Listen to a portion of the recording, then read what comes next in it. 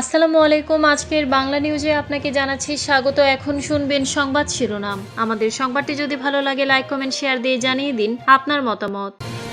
Uranium ইস্যুতে চূড়ান্ত মোড়ে তেহরান, কঠিন সিদ্ধান্ত নিতে যাচ্ছে ইরান। পারমাণবিক কৌশল থেকে সরে আসছি না রাশিয়ার ঘোষণায় বিশ্বে নতুন শঙ্কা। মধ্যপ্রাচ্যে মার্কিন ঘাঁটিতে সহজ প্রবেশাধিকার, খোলাখুলি হুঁশিয়ারি ইরান সেনাবাহিনীর। প্রতিরক্ষা জোটে নতুন সমীকরণ, সৌদি আরব ও তুরস্কের বড় চুক্তি স্বাক্ষর। মাদুরোর মুক্তির দাবিতে উত্তাল ভেনেজুয়েলা, রাজপথে নামল হাজারো মানুষ। বাংলাদেশ সহ ১৯ দেশের অংশগ্রহণে পাকিস্তানের বিশাল সামরিক মহড়া শুরু। ইউরেনিয়াম নিয়ে কঠিন সিদ্ধান্তের মুখে ইরান। ওমানের রাজধানী মাস্কাটে শুক্রবার ৬ ফেব্রুয়ারি উচ্চ পর্যায়ের আলোচনায় বসতে যাচ্ছে যুক্তরাষ্ট্র ও ইরান। এই আলোচনার কেন্দ্রে রয়েছে ইরানের হাতে থাকা ৬০% সমৃদ্ধ কমপক্ষে ৪৪০ কিলোগ্রাম ইউরেনিয়াম। আল জাজিরার এক বিশেষ প্রতিবেদনে নাম প্রকাশ না করার শর্তে দুই কূটনীতিক সূত্র জানিয়েছে, তুরস্ক, মিশর ও কাতারের মধ্যস্থতায় প্রস্তাবিত একটি কাঠামোতে ইরানকে এই উচ্চমাত্রার সমৃদ্ধ ইউরেনিয়াম তৃতীয় কোনো দেশে স্থানান্তরের শর্ত দেয়া হতে পারে। একই সঙ্গে আগামী ৩ বছর ইরানকে ইউরেনিয়াম সমৃদ্ধকরণ পুরোপুরি বন্ধ রাখতে বলা হতে পারে। পরবর্তী পর্যায়ে সীমিত হারে সমৃদ্ধকরণের অনুমতির কথাও আলোচনায় রয়েছে। হাম নিউজের প্রতিবেদনে বলা হয়, প্রস্তাবিত কাঠামোয় আরও বলা হয়েছে ইরানকে ব্যালিস্টিক মিসাইল ব্যবহার এবং হিজবুল্লাহ ও হুতির মতো সশস্ত্র গোষ্ঠীগুলোকে সহায়তা দেয়া থেকে বিরত থাকতে হবে। তবে এসব শর্তে যুক্তরাষ্ট্র ও ইরান কতটা একমত হবে তা এখনও স্পষ্ট নয়। কূটনীতিক মহলের মতে মাস্কাটের এই আলোচনা পারমাণবিক ইস্যুতে দীর্ঘদিনের অচলাবস্থা কাটাতে কেন্দ্রস্থল হতে পারে। এদিকে যুক্তরাষ্ট্রের পক্ষ থেকে বারবার বলা হচ্ছে, কোনো চুক্তি হলে তা শুধু পারমাণবিক কার্যক্রমেই সীমাবদ্ধ থাকলে চলবে না। ইরানের ব্যালিস্টিক মিসাইল কর্মসূচি এবং আঞ্চলিক প্রক্সি বাহিনীগুলোকে দেওয়া সহায়তার বিষয়েও এতে অন্তর্ভুক্ত করতে হবে। অন্যদিকে তেহরান জোর দিয়ে বলছে, আলোচনার পরিধি কেবল পারমাণবিক ইস্যুতেই সীমাবদ্ধ রাখতে হবে।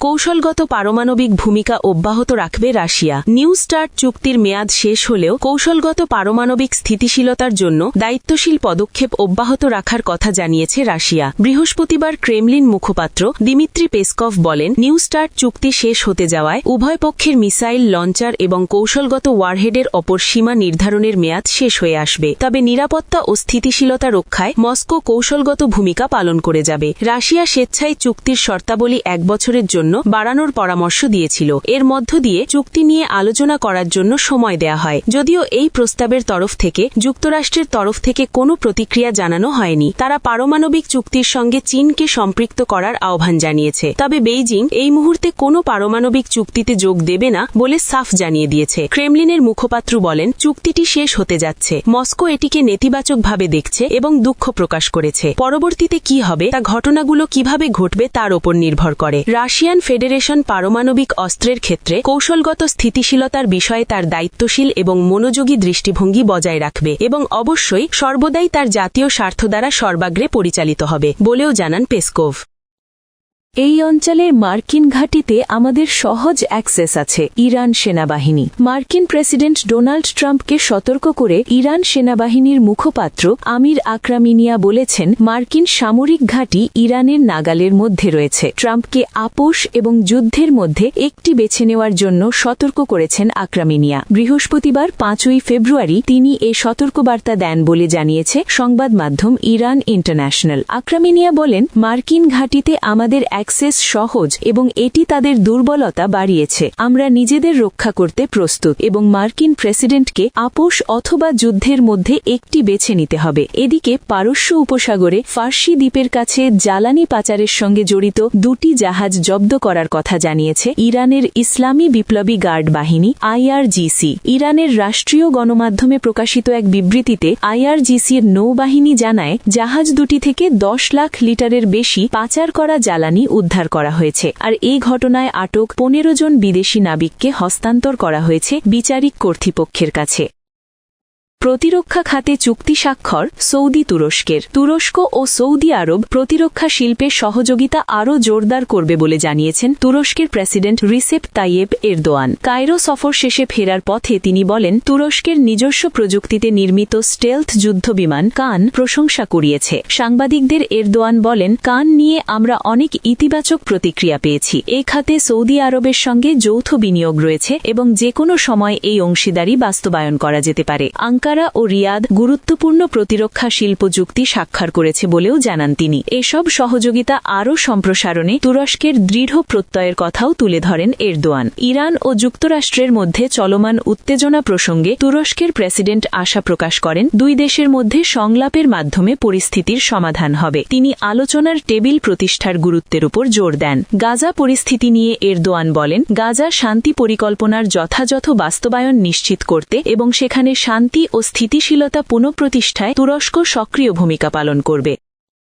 ভেনেজুয়েলার রাস্তায় মাদুরোর মুক্তির দাবিতে বিক্ষোভ। চলতি বছরের শুরুতে গত ৩ জানুয়ারি আকস্মিক সামরিক হামলা চালায় যুক্তরাষ্ট্র। এতে সস্ত্রীক আটক হন ভেনেজুয়েলার প্রেসিডেন্ট নিকোলাস মাদুরো। মাদুরোর আটক হওয়ার ১ মাস পূর্তিতে ভেনেজুয়েলার রাজধানী কারাকাসে বিক্ষোভ করেছে কয়েক হাজার মানুষ। মঙ্গলবার ৩ ফেব্রুয়ারি মাদুরোর সমর্থকরা রাজপথে নেমে আসে। এ সময় মাদুরোর পক্ষে বিভিন্ন স্লোগানে মুখর ছিল বিক্ষোভকারীরা। সেই সঙ্গে তারা মার্কিন অভিযানের নিন্দা জানিয়েছে। মার্কিন সামরিক অভিযানে ভেনেজুয়েলার প্রেসিডেন্ট নিকোলাস মাদুরোর আটক হওয়ার ১ মাস অতিবাহিত হয়েছে। এই ১ মাসে জল গড়িয়েছে অনেক দূর। ভারপ্রাপ্ত প্রেসিডেন্ট হিসেবে ডেলসি রদ্রিগেজ ক্ষমতাসীন হয়েছে। এরপর থেকে যুক্তরাষ্ট্রের সঙ্গে কঠিন সমীকরণে রয়েছেন দেশটির অন্তর্বর্তী প্রেসিডেন্ট ডেলসি রদ্রিগেজ। একদিকে ওয়াশিংটনের সমর্থন ধরে রাখা, অন্যদিকে সরকারে থাকা মাদুরোপন্থী নেতা ও সাধারণ মানুষের সমর্থন বজায় রাখার চাপ সামলাতে হচ্ছে তাকে। ইতোমধ্যেই দেশটি থেকে $৫০০ মিলিয়ন তেল কিনেছে মার্কিন প্রশাসন। আর নিউ ইয়র্কে শুরু হয়েছে মাদুরোর বিচার।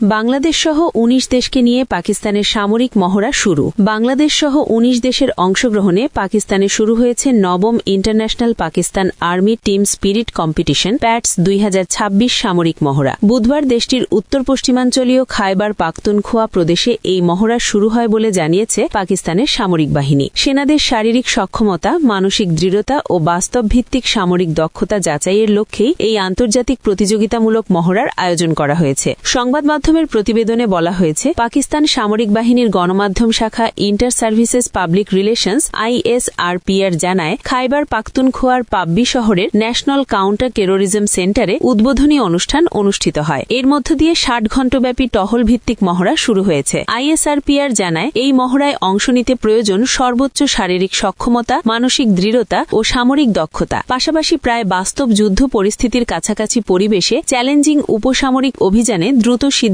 নেওয়ার সক্ষমতাও যাচাই করা হচ্ছে। ISRPR এর তথ্যমতে সৌদি আরব, বাহরাইন, বাংলাদেশ, বেলারুশ, মিশর, ইরাক, জর্ডান, মালয়েশিয়া, মালদ্বীপ, মরক্কো, নেপাল, কাতার, শ্রীলঙ্কা, তুরস্ক, যুক্তরাষ্ট্র ও উজবেকিস্তান সহ ১৯টি বন্ধুত্বপূর্ণ দেশের মোট ২৪টি আন্তর্জাতিক সামরিক মহড়ায় অংশ নিচ্ছে। এছাড়া ইন্দোনেশিয়া, মিয়ানমার ও থাইল্যান্ড এই আন্তর্জাতিক সামরিক মহড়ায় পর্যবেক্ষক রাষ্ট্র হিসেবে অংশগ্রহণ করছে বলেও জানিয়েছে ISRPR।